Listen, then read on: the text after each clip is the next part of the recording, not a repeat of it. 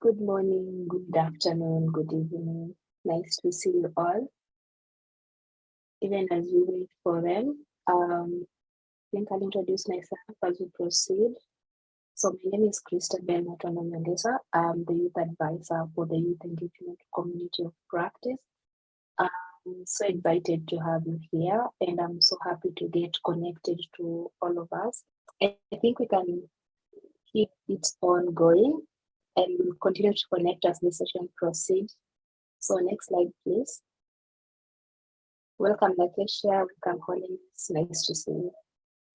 So for those who are joining us, my name is Christabel Nyongesa. I'm the youth advisor for this community of practice. I'm based in Nairobi, Kenya, and I'm also a youth development professional where I support organizations on how they can meaningfully engage young people within their process and programs. On the left is my CoP champion, Farida Makame. She's from Tanzania. She works at Stress Development as the partnerships lead in her Zenshia. She won't be joining us, but I'll be leading us through the session. Next slide, please. So a couple of housekeeping rules before we can proceed and engage in this conversation. So we request that if you mute yourself and only unmute when needed, we request that if you're able, you can keep your cameras off so that you can save on bandwidth. You have the option to raise your hand and to ask any question that you have, or if you need clarity with regards to even the audio and the audibility. The meeting is also being recorded, and the slides will be shared after the meeting, 7 to 10 days after the meeting is over, via the registered email that you used, and also on the youthpower.org website. We also have the chat facility, which you can use to send a message or a chat or any question that you may have, and other attendees or my colleague Chelsea will be able to respond to. So I hope you can maintain these housekeeping rules so that you can keep on engaging during the session. Next slide, please, Chelsea. If it's your first time, I'd like to talk about the youth engagement community of practice. So the youth engagement is one of the community of practices under the Youth Power to Learning and Evaluation program. And what we do under the youth engagement community of practice, we promote positive youth development approach that advance outcomes in youth programming. And these outcomes are meant to support young people and their allies within programs that are working for them or targeting them. So for the youth engagement community of practice, we have 3 strategies in which we use to advance positive youth development. 1, creating a member-led collaborative space where we share ideas about resources and knowledge on youth engagement, what is trending, and what are some of the best practices you can use as a youth programmer. One of our other strategy is promoting peer-to-peer experience sharing of best practices and existing resources, and then nurturing a member-led technical network within the community that offers practical tips to challenges faced by members. Next slide, please. You might be wondering why we are here today. So our topic of today is overcoming digital barriers when it comes to online learning and engagement.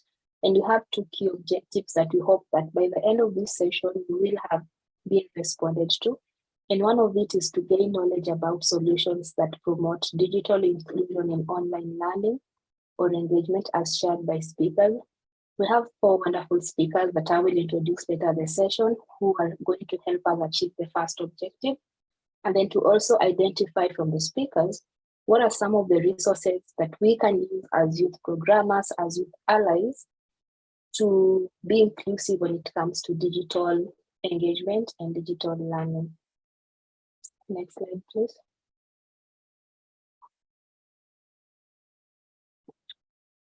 All right. So the first, we have several speakers amidst us. And one of the speakers is Jennifer Ogunlore Okoliko. Jennifer is a graduate student of leadership education with the University of Nebraska-Lincoln. She has done a lot of work which has focused on nonprofit management and social community development interventions which is visible through her non-profit organizations, Girls Should Thrive Initiative. It's an organization working with women and girls from rural communities with the aim to develop leadership and entrepreneurship skills. She's also the program lead for the Rural Fellows Program, a University of Nebraska program aimed at raising young, inclusive leaders. Jennifer, you can just unmute and say hi so that people can be able to put the words to our face. Thank you. Hi, everyone. Such a great honor to be here. Thanks for having me. Nice to have you, Jennifer. Amidst us, we also have Carlotta. She's the partnerships lead at Lightful. Carlotta is a business development and partnership expert, and she has built her career in the international development and nonprofit sector. Carlotta has specialized in the e-learning space, supporting aid workers and civil activists worldwide, strengthening their capacities. At Lightful, she's responsible for establishing and fostering partnerships with international and local actors to support grassroots organizations and individuals to have an established presence online with the aim of mobilizing communities, campaigning for change, and delivering life-changing programs. We are so excited to have Carlotta, and I'll also give her a second or two to say hi. Thank you, Christabel. Thank you for having me. And yeah, it's such a pleasure to be in this amazing panel. Hi, everyone. Nice to have you, Carlotta. Next is Catherine Busari. Catherine is a transformative youth development professional passionate about tackling youth issues around leadership, civic participation, and social innovation. Catherine pioneered the expansion of the Youth Day of Service, a largely virtual Pan-African youth-led social impact campaign that is focused on promoting volunteerism and the SDGs on the continent. Catherine served as the project lead for the African Masterclass series, a virtual bootcamp for development professionals and early-stage social entrepreneurs. Catherine is a graduate of the University of Ibadan with a Bachelor of Science in Medical Physiology. Currently, Catherine is the program's coordinator at Leap Africa. Catherine, a second or two to say hi. Hi, Christabel. Thank you, everyone. I'm happy to be here. I'm ready to dive into the conversation and also learn. Nice to have you. Excited to learn from you as well. And lastly, we have Ibrahima. So Ibrahima is the founder of the Next Leadership, Civic 227. She's the founder. He is the executive director of Next Leadership and has over 13 years on community development, including youth leadership and advocacy. He's also a media systems currently consulting at Canal 3, an international channel. He founded the Next Leadership, which is a program whose principal vision is to prepare the next generation of leaders. Okay, so based on Ibrahim's request, due to bandwidth, he might not be able to have his video on, but if he has right now, I think feel free to put it on and just say hi, or if you can hear your voice as well. Yeah, I can. Hi, everyone. Very glad to be with you and talk about this very important topic. Thank you. All right, nice to have you. So, to the 4 expert speakers that we have, I'm hoping you're going to engage and learn from them, because I also want to learn about them when it comes to overcoming digital barriers to inclusion in online learning and engagement.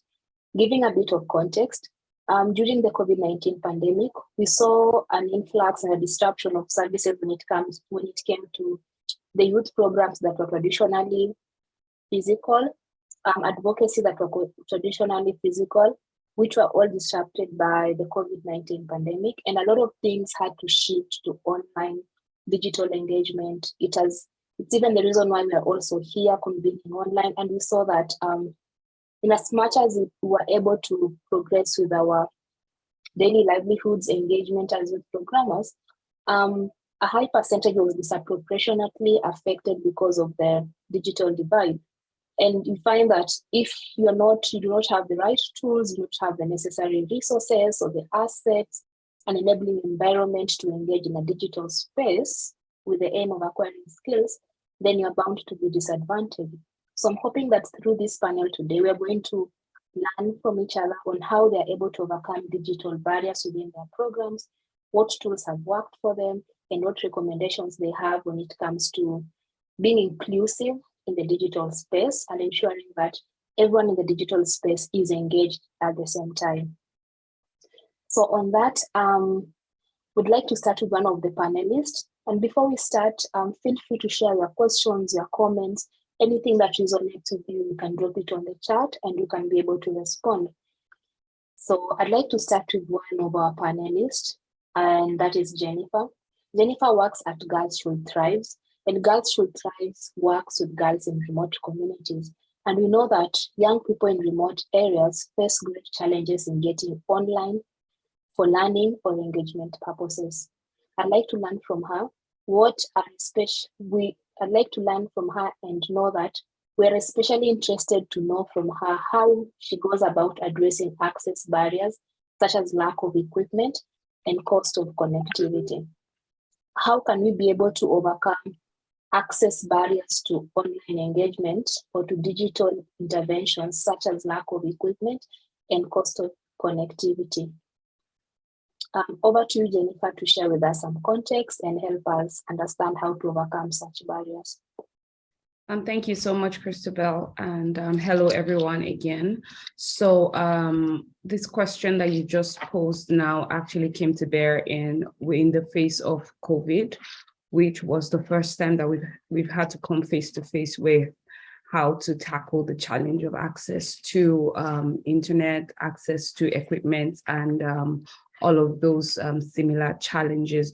So that experience challenged us to become more creative and more innovative with what we do at Girls Should Thrive, which is working with women and girls from rural communities to develop leadership and entrepreneurship skills. So our method of operation before COVID was that we had the students, the women and the girls, coming into our safe space, which was just a few miles away from the community where they lived. And when COVID hit and with the lockdown and all of those challenges, they couldn't come into the center anymore. And we had to keep our projects going. So that was when we had to decide and think about, okay, what ways can we continue what we're doing, the trainings that we were doing despite the limitations we were facing as a result of COVID.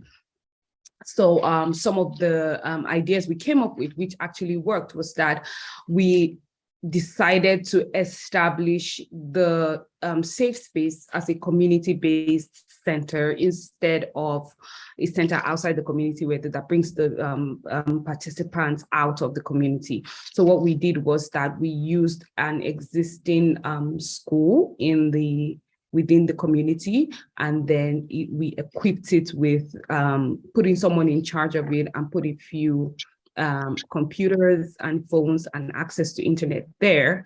And so all the student needed to do was just walk a few meters to that center and use the equipment and the internet services there. And we were able to connect with all the others in other communities. So this was done in every community that we were working with. And so we were able to connect and keep our trainings going virtually. So that was one of the ways that we were able to overcome that challenge. And the second thing was that when we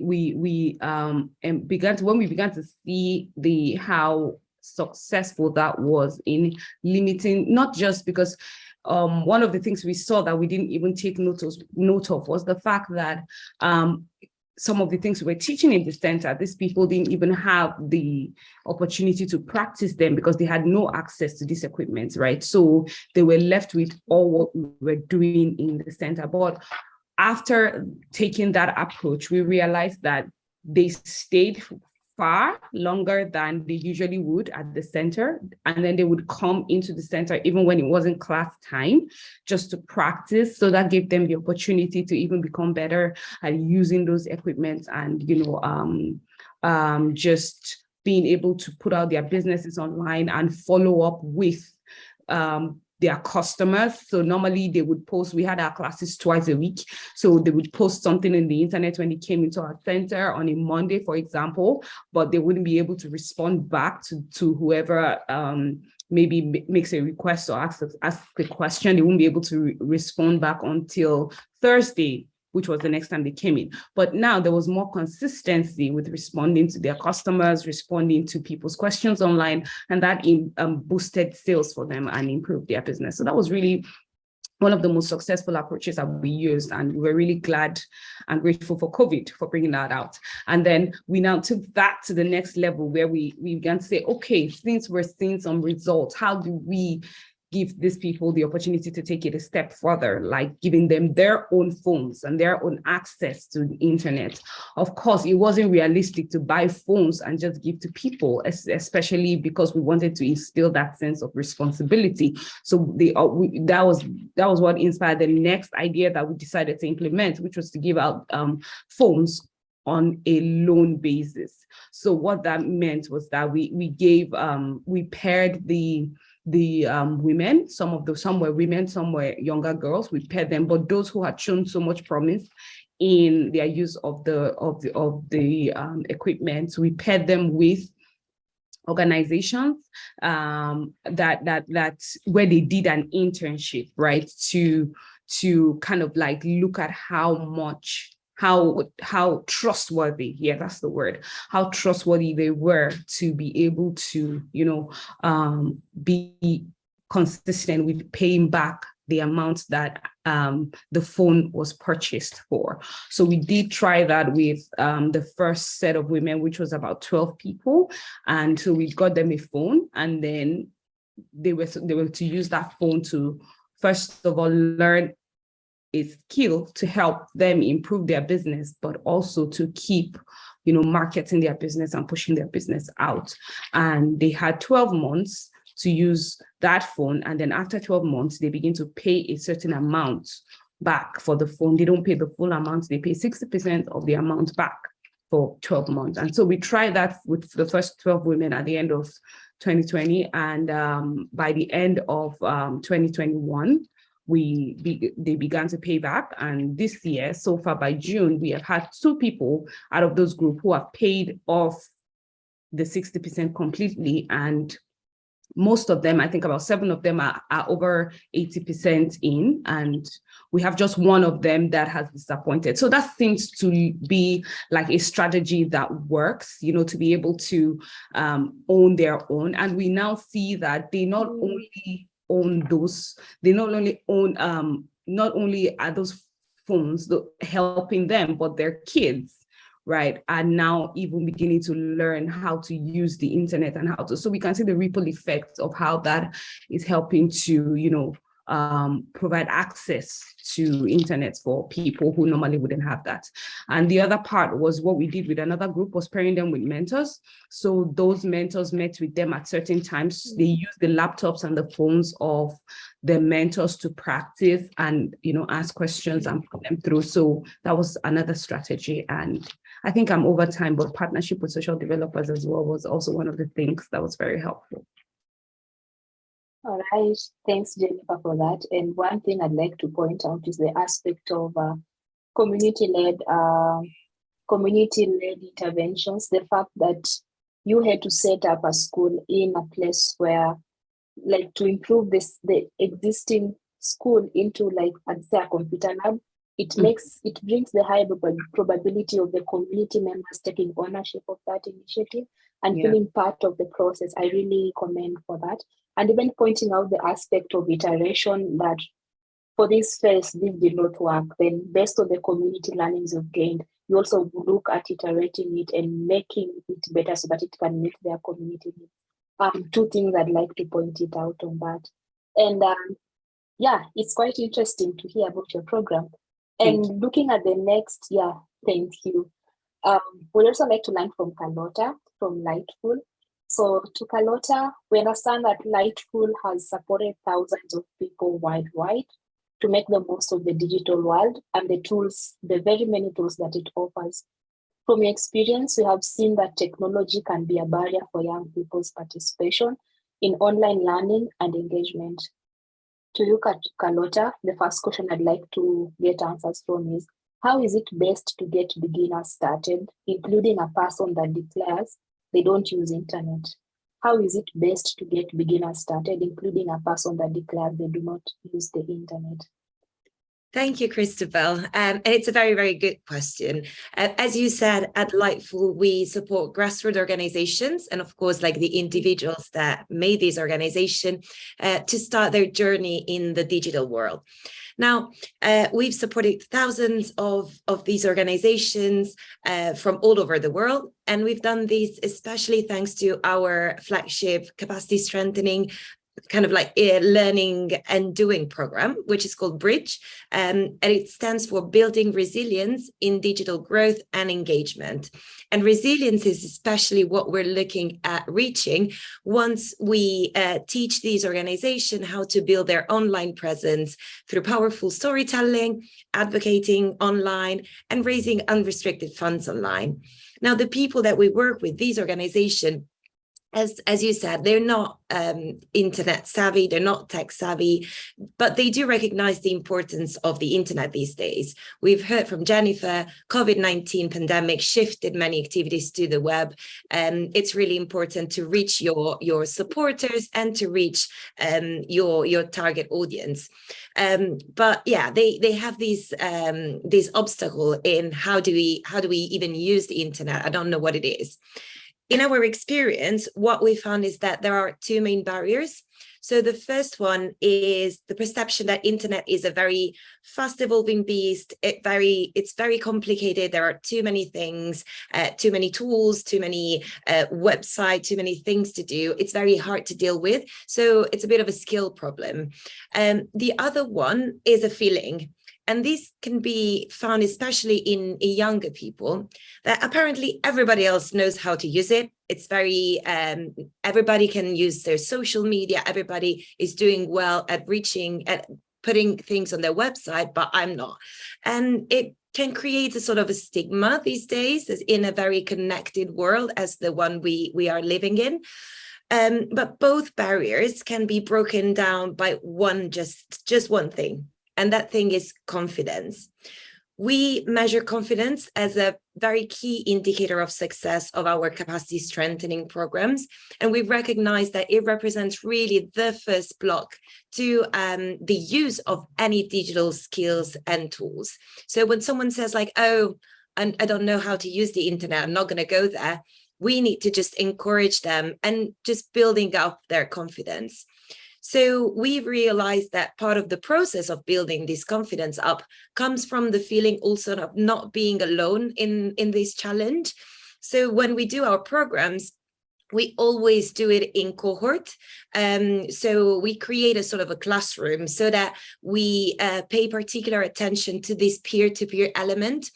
And we do these, first of all, by encouraging participation and engagement in all our live session. We use breakout rooms, we use polls, we use exercises, always giving like very precise indication and providing people with indication on how to participate.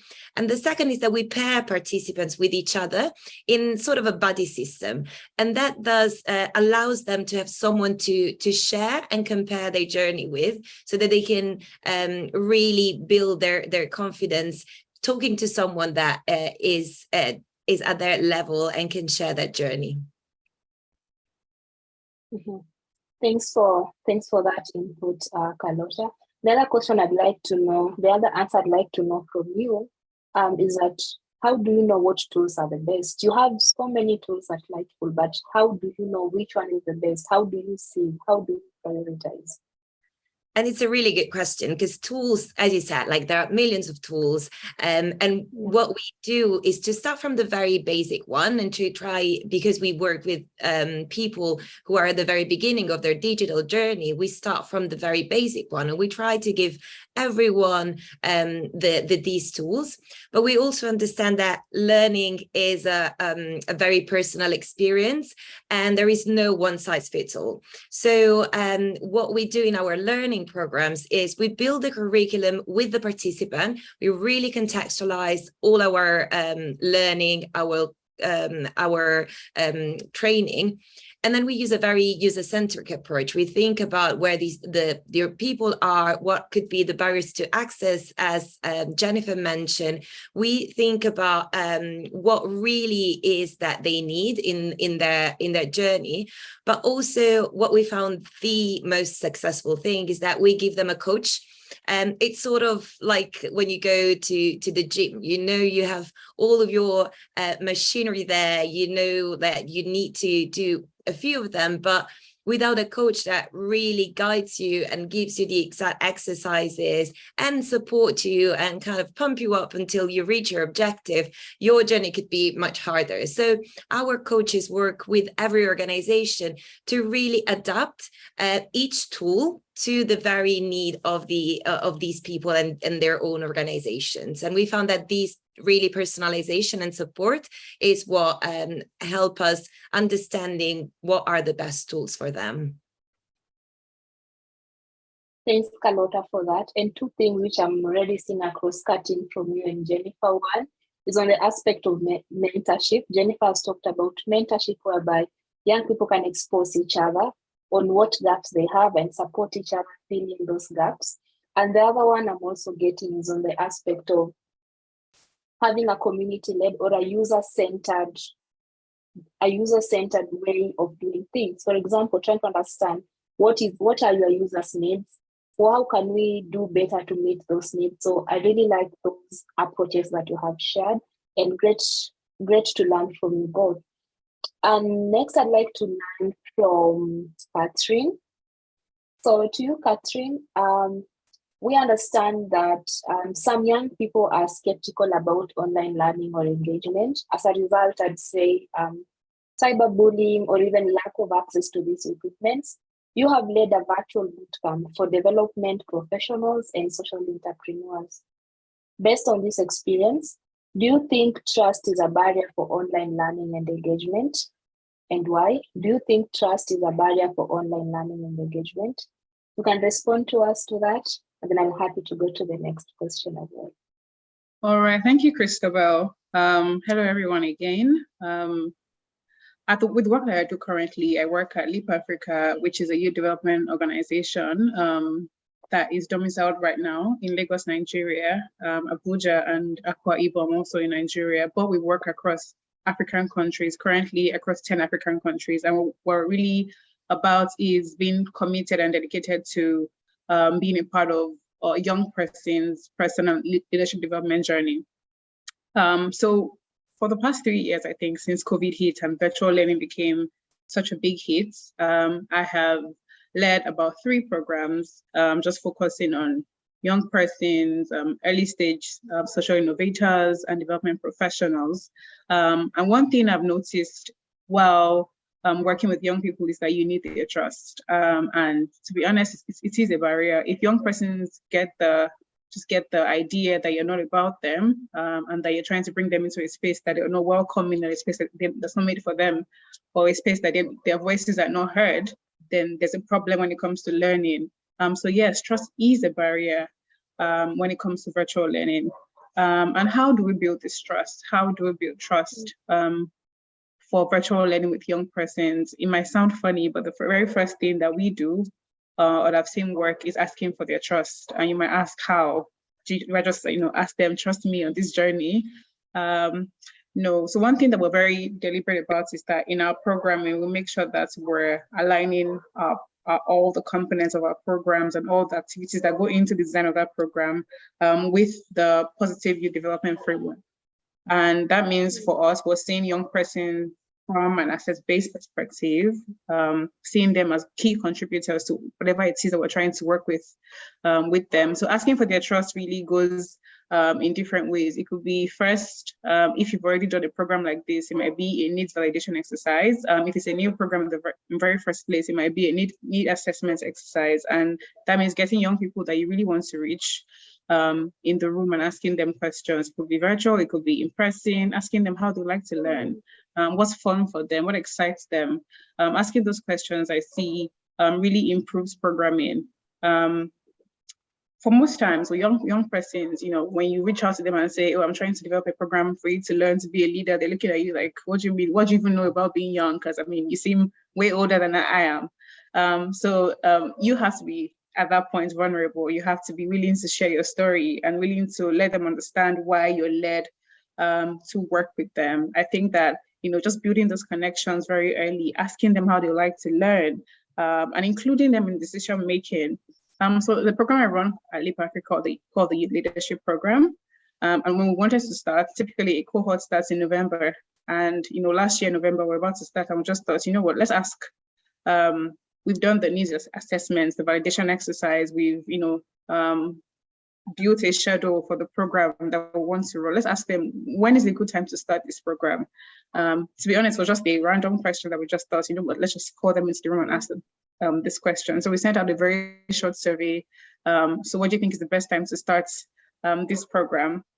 And funny enough, a lot of them wanted us to start in the next year. That was this year. We asked last year, that was 2021, and a lot of them chose 2022. And we wondered why. And in the other part of the survey, they could leave comments as to why they chose that date. And a lot of them said we're starting exams at the time that we had intended to start last year. And you could imagine if we had started, this was a program that was targeted at undergraduates in Nigeria, we would not have had anyone on the program. So for us, really, including young persons, even in the tiniest decisions that you have to make on the program goes a really long way. One thing that helped us do was just really plan the program with them in mind and not around them. That's something that we might tend to do sometimes as development professionals, when we have all these bright solutions in our mind and we think that, or we just know what's best, and we've done it with different groups of young people, and that's the best approach. I think one thing I'm learning more and more this year is that young persons are not a homogeneous group. Different groups, different units, different priorities and different needs, and that could be based on their location, based on their age, based on where, or their age group, because sometimes the thinking is different. I think another learning that really struck me this year was we have a program for teenagers, a virtual interactive program for teenagers in secondary schools. And then this year we wanted to just deploy the usual programming that we had done based on, we had one earlier in the year. And I think around mid-year, we had an intern. She was 16. She had just finished high school. I wanted to transition into the university. I wanted to intern somewhere, in the space. And she just really wanted to have the experience before going on to school. And she came and saw our models and she goes, "Oh, this is how you teach teenagers. Oh, how about you try teaching them with, I think it was Teenage Ninja Turtles.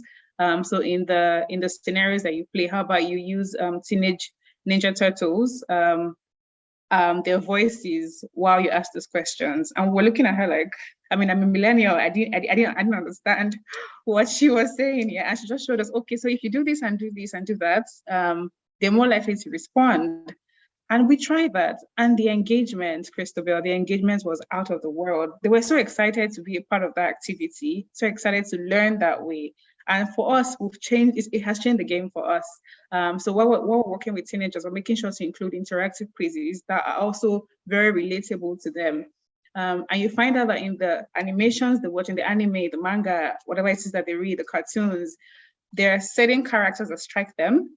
And if you would, teach the same thing that you're teaching, but in a very different way, in a modern way, in a youthful way, you find out that they respond more effectively to that. I hope I haven't spent too much time, but I have just one more thing that I'd like to share that I think, has really worked. Working with young people, one thing I realized is that they like it when you say this is going to happen at this time and it happens. Yes. So you want to start communication very early. You have this beautiful program that you've designed.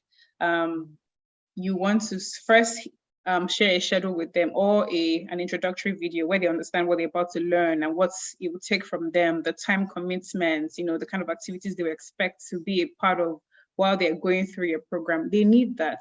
And a very exciting thing that I think I've also noticed is that while you're working with young people on a virtual program, you have to check in as much as possible. There has to be an open line of communication.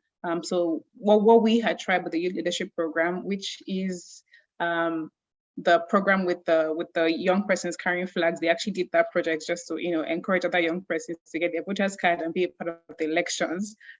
Just sharing the great work that my participants have done just very quickly. One thing that we learned was every other month, it was a 4-month program. We tried every other month. At the end of the month, I think every Thursday, we had penciled it down for the last Thursday in the month, every other month, for them to share their issues with us. So how are you feeling? What's hindered your learning this month? Do you feel like you learned a lot this month? What would you have preferred, you know, happen this month that didn't happen? And through that, we're learning a lot.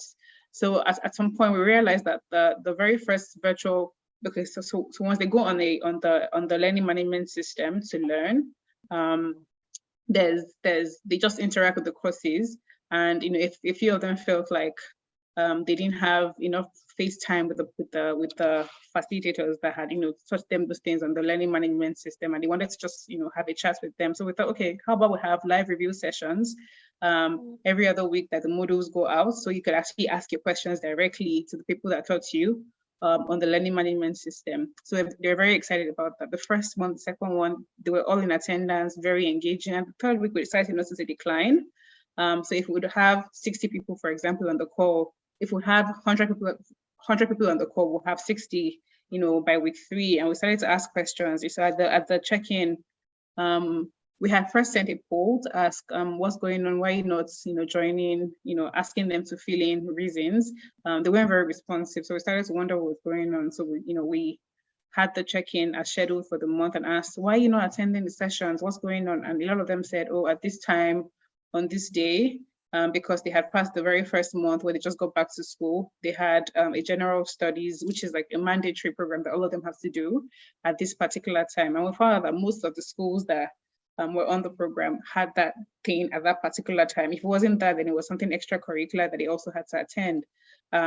And just that feedback, that bit of feedback helped us to redesign the times. So we asked, what time would you prefer this happens? And they said, oh, same day, but maybe later in the day by 5 p.m. And the day we switched back to 5 p.m., my people were back on the call. It was really good just to have them on. So I'll say include them all through the program. Young persons are contributors. They should be seen as active participants and key contributors. So whatever program it is that you want to define, what's the word, design for them. Yeah, so those are my 2 bits. Yeah, thanks so much, Catherine, for that. And Catherine, she's really touched a very important aspect on how to build trust, and she has mentioned something about the positive youth development framework. So under this framework, the positive youth development framework, it tries to achieve a vision of healthy, productive, and engaged youths, programs, policies, and practices which must work with the youths. It is working with the youths to increase their assets, agency, contribution, and enabling environment. And Catherine has illustrated how giving the young people the assets, those are the skills on how to engage, valuing their contribution in terms of how are you seeking feedback from them, and how will that feedback inform your next process or approach that you're going to do, and even an enabling environment. Do they have the mentors? Do they have the right tools to use in engaging with your, I'd say, your digital program or your digital or your online program? So building trust and aligning it to the positive youth development framework, it will not only help you as a programmer, but it will also help the young person and his or her community to thrive. So I needed to point that out from Catherine's presentation. Yeah, thanks for that. And lastly, before we proceed, if you have any questions, you can keep them on the chat. Comments, we'll respond to them in the next segment. I'd like to post it to Ibrahima, and I'd like to know from him and a bit of background on his program, on how they are able to reach young participants and how they help people with accessibility barriers. But first, he can respond to how they are able to reach young participants within their program. Over to you, Ibrahima. Thank you for giving me the floor. for us, as I think it's very important to make the difference between two kind of groups, because me, I'm living in Niger. Niger is 1,267 kilometer countries. It's a neighbor to Jennifer's country. We have thousands and thousands of villages, and we have many big cities. There is a very big difference between people living in big cities and also people living in villages. When it comes for the program, we started the next leadership program. We most of the time prefer and target young people. I mean, young from 15 to 35, living in big cities. That means they have access to internet, they have materials, they have technologies. They don't face the same challenges like those who are living in rural area. For those young people in big cities, I think the principal barriers will be many, the amount of information they receive, the number of websites they have, the number of programs they have. They don't know in which program they have to trust to be confident. They don't know which one is the best one. Why should they join the program? Those are very important questions. Sometimes we ask ourselves because before starting a program. So when we have to design a program, we first of all think about the target. So what is our target? There are 15 to 21, like the last program we had with teenagers, or they have young graduates from schools, from university and college. When it's teenager or these young people, we think about their characteristic. They don't have the same characteristics. They don't have the same way to react to things. They don't have the same way to think the things. They don't have the same way to think the future. So we think about how they think the future, how they think problems, how they think also the life. We do kind of design thinking. We go through young people, we think with them, we try to get their own thought. And from that, we make a very clear communications sport. It's very important to think from their own point of view. We have our program. We know what we want. We know what we want to achieve through the program, and we want to know from them what they are waiting from different programs they have to know.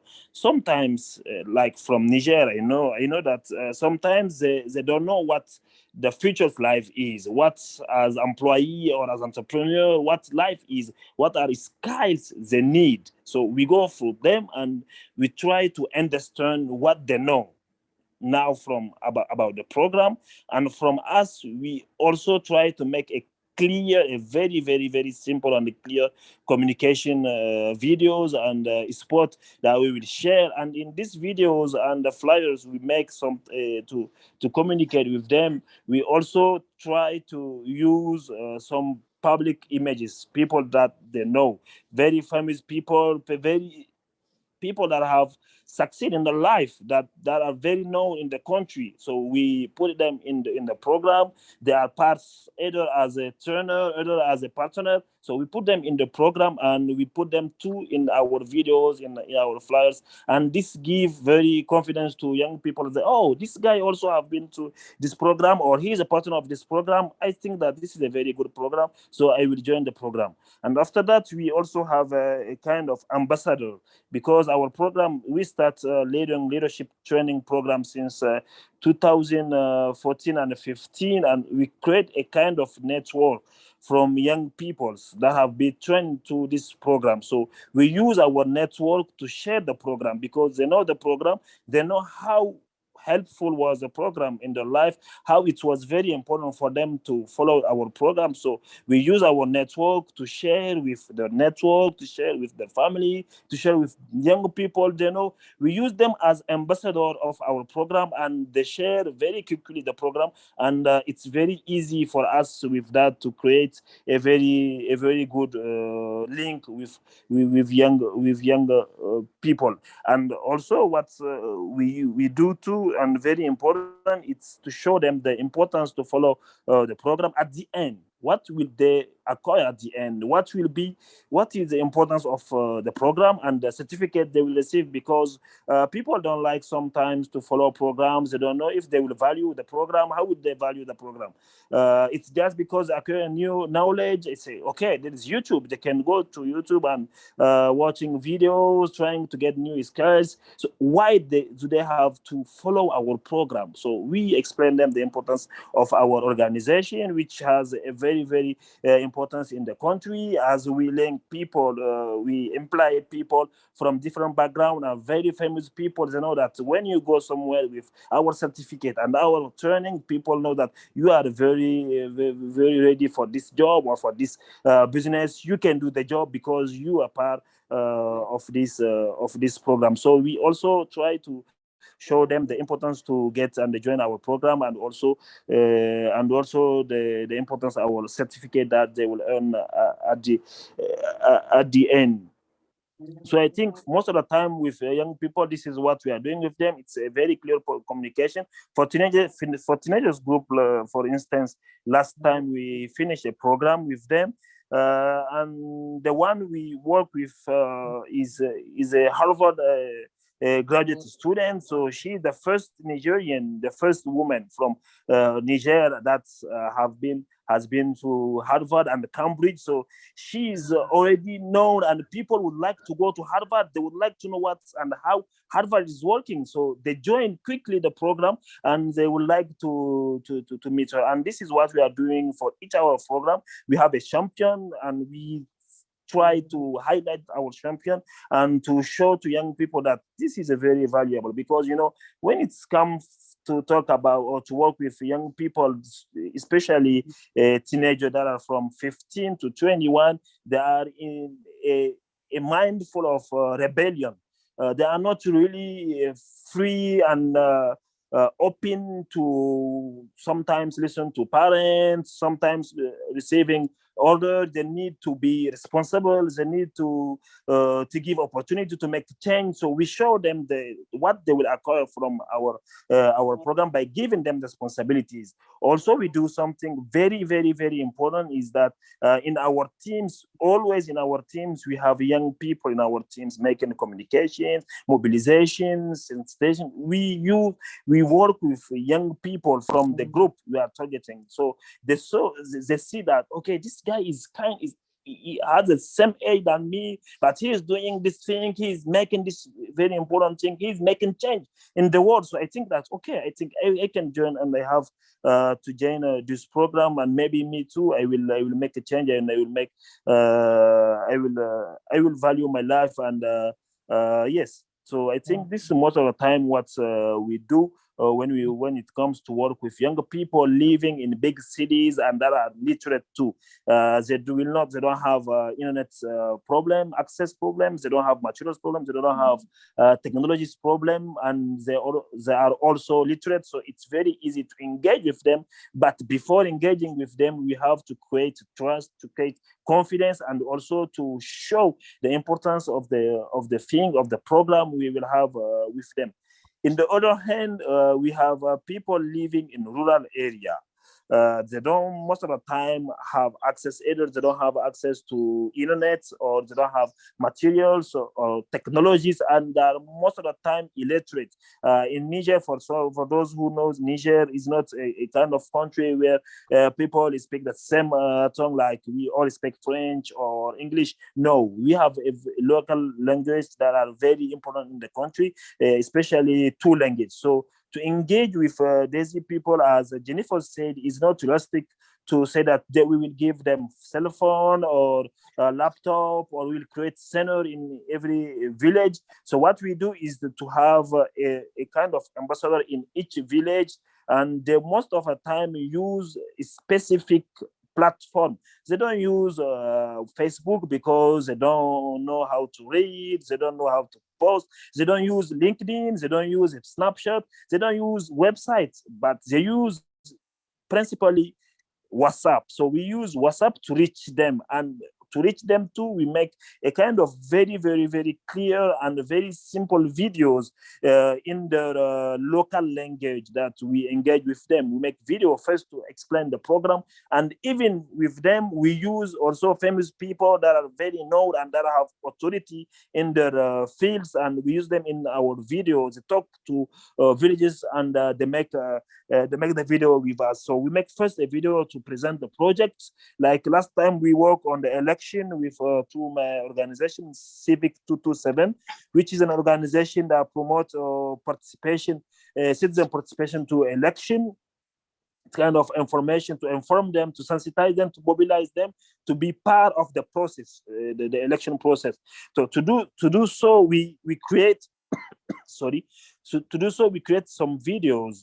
First, a presentation video that we share the first day, and in which you have very known people in the country, especially in the locality. They are very known, and they speak in the local language, and they make a very clear video in which we show them the importance for them to be part of this, and that this project is not for someone, or it doesn't run for someone interest or program or objective, but it's for their own life that this program is living, and we make them responsible, because we inform them that if they have some people or some among them that would like to be among our committee, or would like to represent us in this locality, they are very welcome. We just give them a number that they can call, and they call us, they give us their identity, they share with us their ID card, and after that, they are able to share with others. As sometimes in the village, you don't have many of them that have a cell phone. So when we have only one person that has a cell phone, we use his WhatsApp to share videos, and we encourage him to create a kind of discussion group with others, and he will show them the video he received, and they will discuss about this. So that's the way we use to work with young people, to encourage them to participate to our program. Very important for young people. To sum up what I say is that they have to believe in the program. They have to identify people that they know to your program. They have to know that it's a very, very, very important program, because young people would like to be part of change. They would like to be part of a very big thing that is changing things. So that's what we do usually with them, and we try our best to imply very important institution that we have locally. Either it's a government, either it's the different embassies we have, because sometimes I think it's something that you are able to understand when you are living in Niger. But that's the way you work with them. Okay. Ibrahima, thanks for that, and thanks for the insights you've shared on the various ways in which you engage young people. And one thing that has stood out for me from Ibrahima is the aspect of naming young people as they are. When I talk about solving for the youth needs is a bit generic, so trying to identify, how do you identify that youth? Because youth, they're unique, they have different demographic. Are you working with adolescent girls who are in school? Are you working with teenage boys who are out of schools? So once you're able to identify the specific demographic of young people that you are working with, then you are able to counter some of these accessibility barriers when it comes to online engagement for the young people, identify what kind of skills they will need, which engagement tools are you going to use for them, and what support system will they need. So it's very, very important to call youth as they are by distinguishing the various characteristics that they have. Thanks for that, Ibrahima.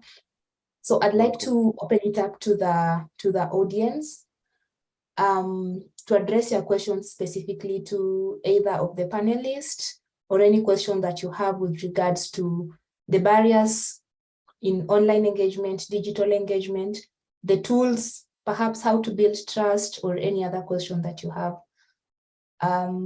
Yeah, I'll be picking 2 questions from the audience. Feel free to unmute and speak, or you can drop it on the chat.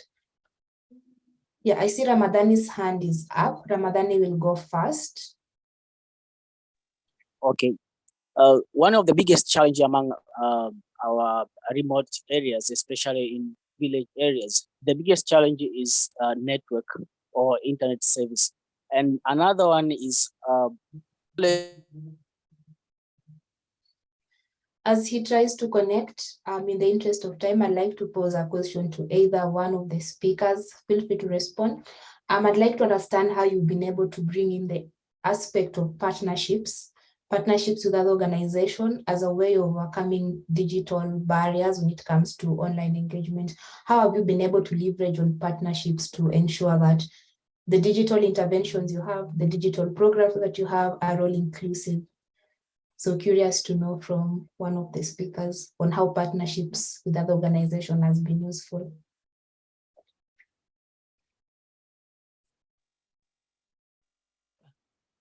Okay, I'll go. I think if you see, because of time, I was not able to touch on that, but that was actually the fourth thing I was going to share about on how we have been able to, address that challenge of accessibility. And one of the major things that we realize is that a lot of organizations are looking for opportunities to carry out their civic engagement responsibility. And it's also an opportunity for them to have access to certain groups of customers or groups of people whom on a regular day their products will not get to.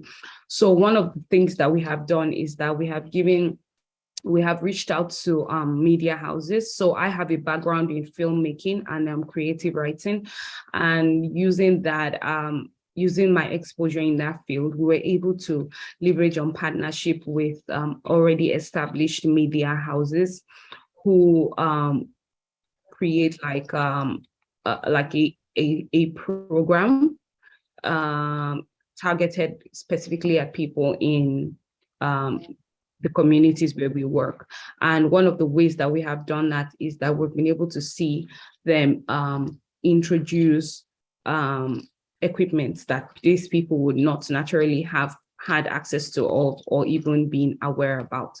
And the other thing that we do is that they, in exchange for that, for coming into the communities with their own equipment, they get an intern that works, that does certain things for them for a month or 3 months, depends on the individual, but for free, right? So it's a learning opportunity for the young person. It's a learning opportunity for the women and the girls, but the organization gets people to work on projects within their organization for free. So like I said, ours is specifically focused on filmmaking and storytelling. So what happens is that on set, when movies are being made, you have people who do the day-to-day jobs of running around and getting this and getting that. So they get these people, these women and girls, to do that job. They don't have to pay for it. But while they're doing it, the girls are learning certain filmmaking skills and photography skills and video editing skills that helps them to create visuals for their businesses. So that's one of the ways that we have been able to leverage on partnerships for to be able to cover that aspect of costs and access to equipment. I don't know if that answers your question, but I just wanted to put that out there. Yeah, great to hear that. And thanks for that input.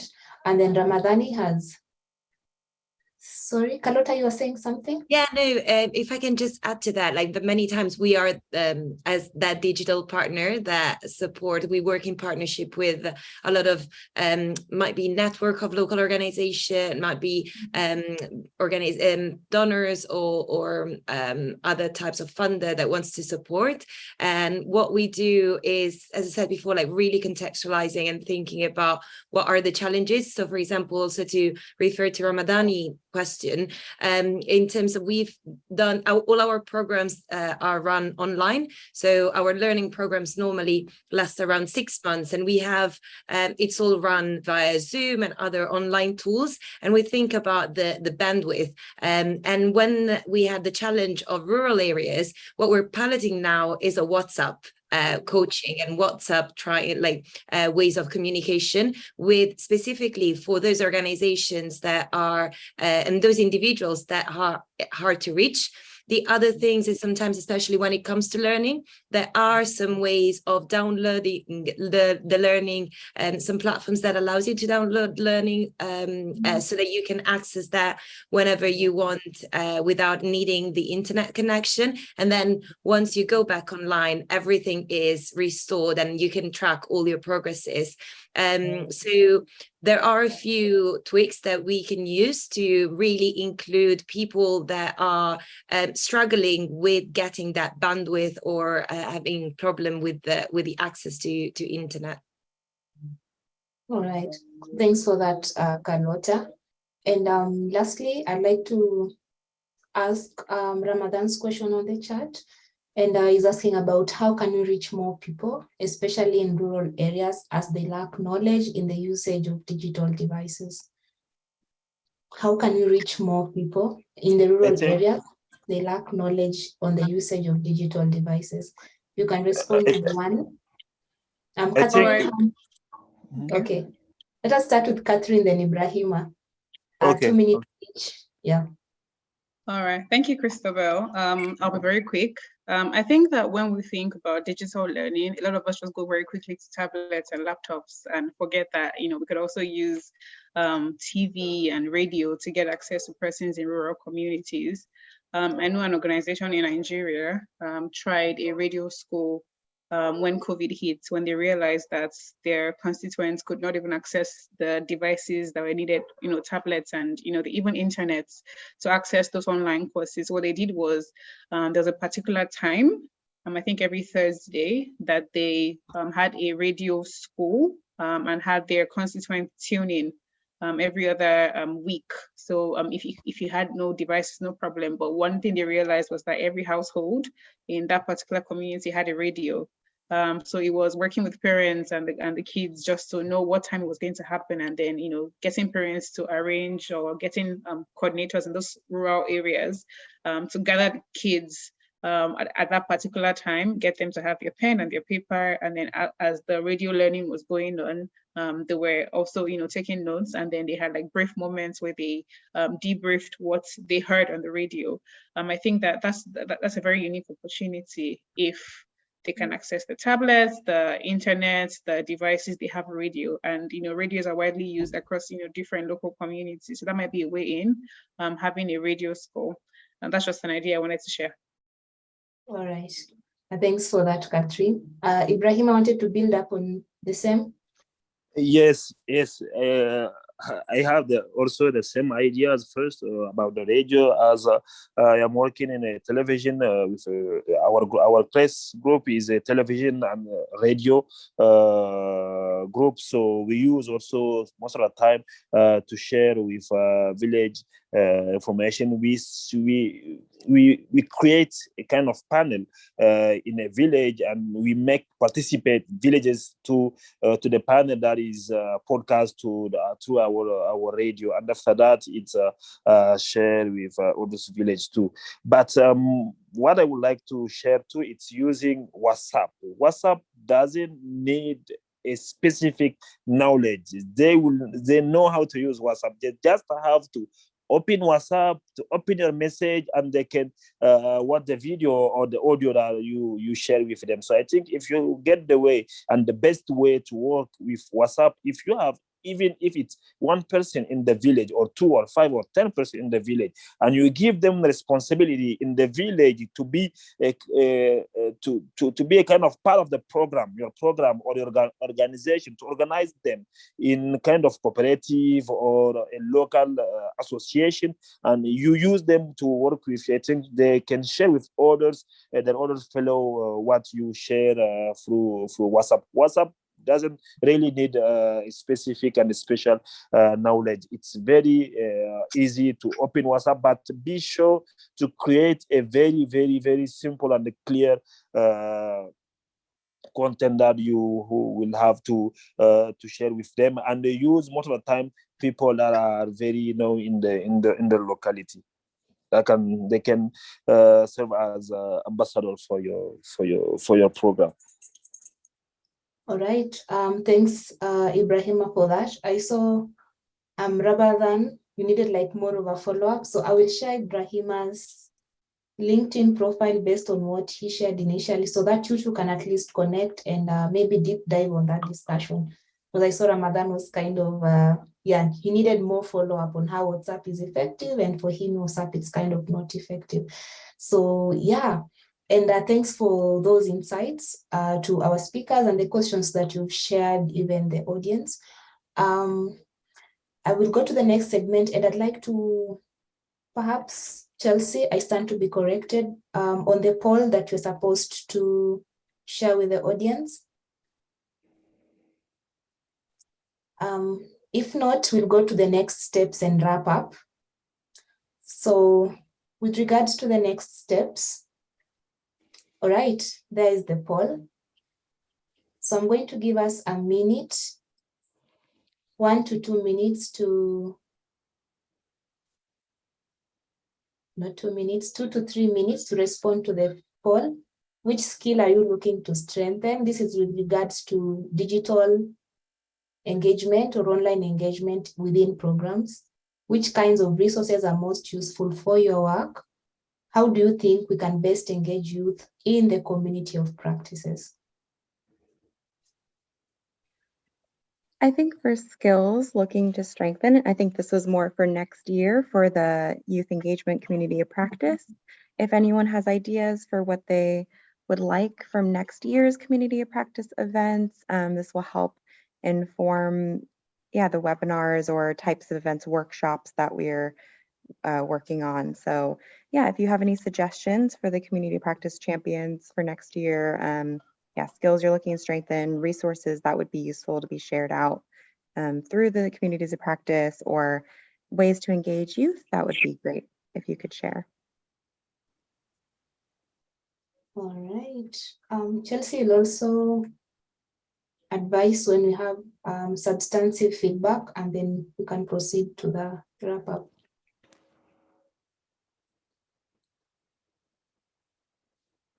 All right.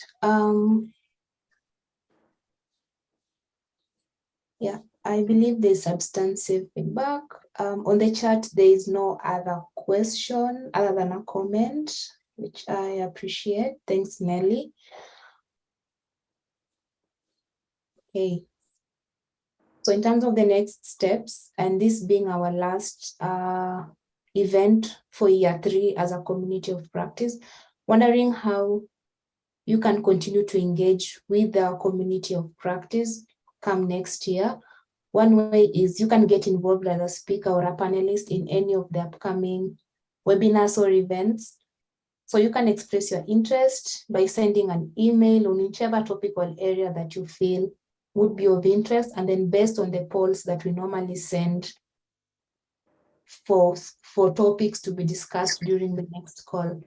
The other way is you can share your expertise from your program in small working groups. You can join discussion groups with other members to review literature on youth engagement on need basis. And then by attending and participating in the quarterly webinars, for example, how we've done today, we've been able to engage and learn from each other. And if you're interested, Farida is our CoP champion, and I am the youth advisor as of today. So should anything change, you will be updated through the Youth Engagement Community of Practice discussion forum. But should you be interested, these are the 2 contacts to reach out to. Next slide, please. The Youth Engagement Community of Practice, as I had mentioned, is under the Youth Power to Learning and Evaluation. And how to access that? You have to register on the youthpower.org, the youthpower.org website, which my colleague will drop on the chat. And once you register, you'll be able to connect with other community members through the community of practice discussion groups and future events. So other than the youth engagement community of practice, as you can see on the screen, we have the business, entrepreneurship, gender, higher education, youth system strengthening. So all these communities you can learn, you can join in to share your expertise and also learn from other youth programmers. Next slide, please. And any upcoming event that is on the horizon, we have one event from the Youth System Strengthening Community of Practice, and they'll be discussing on the topic of cultivating authentic youth partnerships within systems change, lessons from the Global Opportunity Youth Network. The event is on September 10th at 10 a.m. Eastern Time. So once you register on the youthpower.org, you'll also be able to see all the events that are upcoming and all the previous events that you perhaps might have missed. And yeah, I think that is it from me. And I'd like to appreciate you and say thank you to our speakers, Carlota, Catherine, Jennifer, and Ibrahima, and to our audience for the learnings you have shared and for the questions you've asked as well. I hope we can continue engaging next year, as this is our last event for this year. I'd like to wish you all a wonderful morning, evening, and afternoon, wherever you are. Kwaheri and goodbye.